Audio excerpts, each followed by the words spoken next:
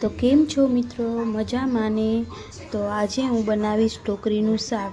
એક બાઉલમાં મેં ચણાનો લોટ લીધો, મીઠું નાખ્યું અને પછી એમાં થોડું થોડું પાણી નાખી અને બેટર મસ્ત મજાનું તૈયાર કરી લીધું।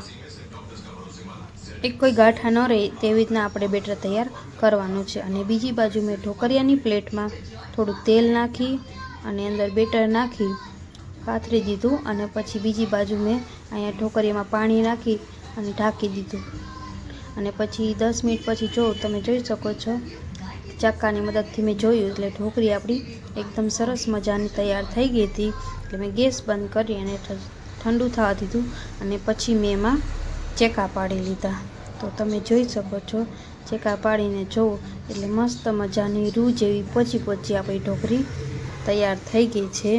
અને બીજી બાજુ મેં ગેસ ચાલુ કરીને તપેલી મૂકી દીધી। તપેલી ગરમ થઈ ગઈ એટલે એમાં તેલ નાખી દીધું અને તેલ નાખ્યા પછી આખો ગરમ મસાલો નાખ્યો અને ગરમ મસાલા પછી ડુંગળી અને મરચાં અને તે સાતળી લીધું અને પછી એમાં નાખ્યા ટમેટાં અને આદુ લસણની પેસ્ટ, એ પણ થોડીક વાર થઈ ગયા પછી એમાં ચટણી, હળદર ને જીરું નાખ્યું અને બધું એકદમ બરાબર ચડવા દીધું। એટલે તેલ આપણું અહીંયા છૂટું પડી ગયું છે એટલે પછી એમાં નાખી દીધી બાફેલી ઢોકળી અને એ પણ આપણે 5 મિનિટ રાખી એટલે સરસ મજાનું આપણે અંદર મરચું બેસી ગયું। એટલે પછી એમાં ધીમે ધીમે થોડું પાણી નાખ્યું, થોડું પાણી નાખ્યા પછી ચડી ગઈ એટલે એમાં નાખી દીધું કોથમીર। તો આપણી આ ઢોકળી તૈયાર થઈ ગઈ છે।